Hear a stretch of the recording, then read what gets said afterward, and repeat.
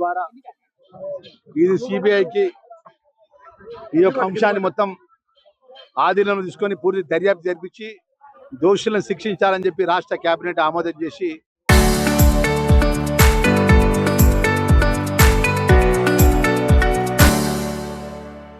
ఫిర్యాదు చేస్తే ఇప్పటి వరకు దాని మీద చర్య తీసుకోలేదు.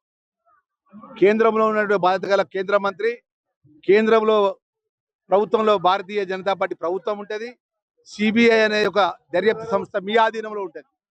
మీ ఆధీనంలో ఉన్న సంస్థను మీరు ఈ కాళేశ్వరంపై జరిగినటువంటి పాపాల చిట్ట, కాళేశ్వరం ప్రాజెక్టు పేరు మీద దోసుకున్న ఆ టిఆర్ఎస్ నాయకులు కేసీఆర్, కేటీఆర్, హరీష్ రావు ఒక్క వారి మీద శిక్షించకుండా పరోక్షంగా కాపాడుకుంటూ మళ్ళీ కాంగ్రెస్ మీద నిందలేస్తాను.